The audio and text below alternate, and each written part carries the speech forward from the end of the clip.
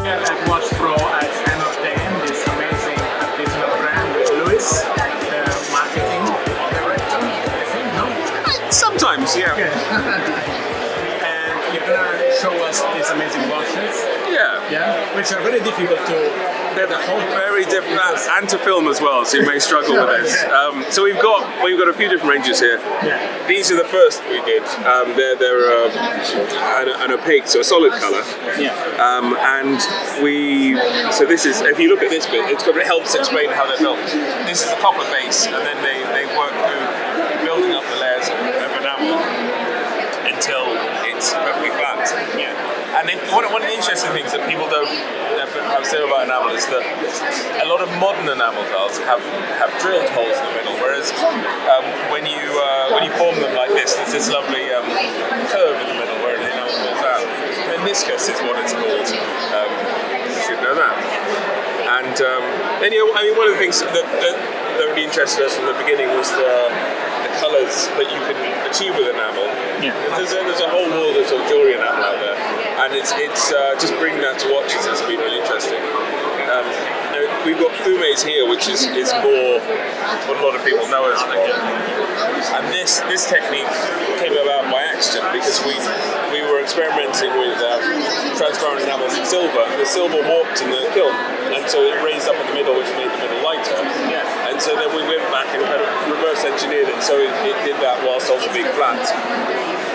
And then you have this range of enamels here, and then here you have a Model 2s, which are the kind of more sporty, rugged watches, but also in enamel, which is I think it's a nice combination. And this is my personal favourite. I think it's a racing green from Japan, and this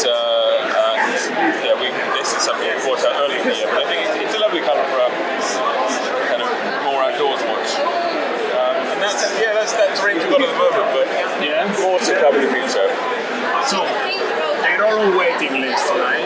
Yes, Because they do very little number of pieces. I guess especially because of the dial.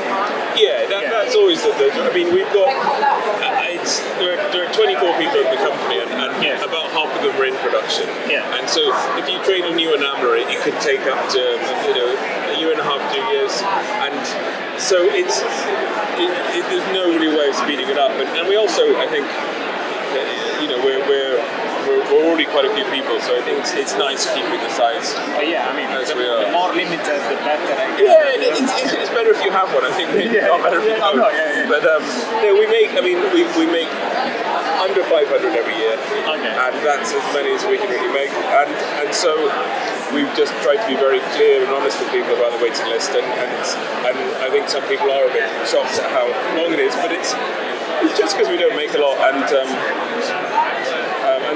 it's just the nature of the craft. Yeah.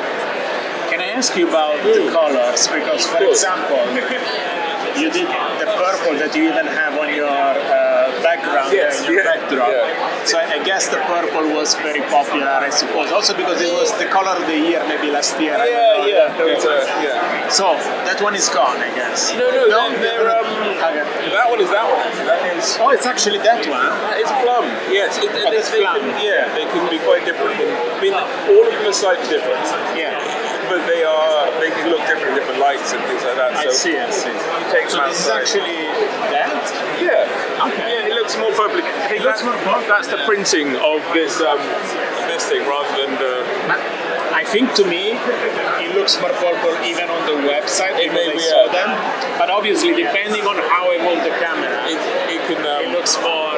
Yeah. So this one is amazing. I mean, they're all amazing, but because I am so much into purple, this one as well.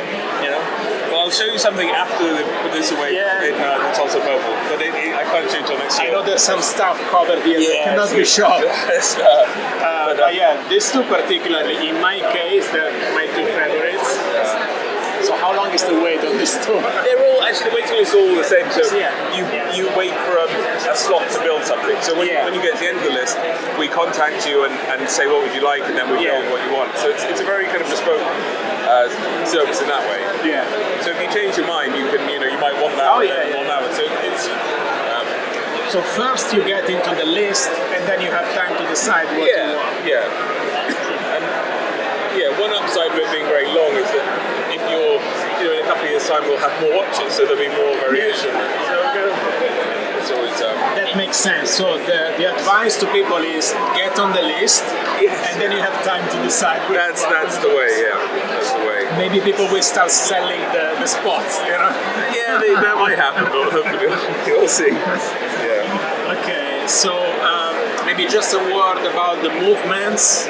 Yeah, we use the movements. So the main one we use is the Le Jouperet G100 or G101. Yeah. And it's a good movement. It's not it's serviceable.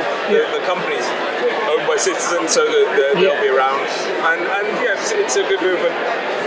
Yeah, I've seen it in other brands, and it's a movement you don't see so much. No, I think it's not like the Celita is like it's coming. I think it's being adopted by a lot of people, which is nice. And there'll be some more movements in the future that are more interesting, I think. But there again, it's been a very slow year for supply. Okay, well, so thanks a lot for the time. Thank you very much. I guess now you're going to show me something off camera. Yeah, that's it.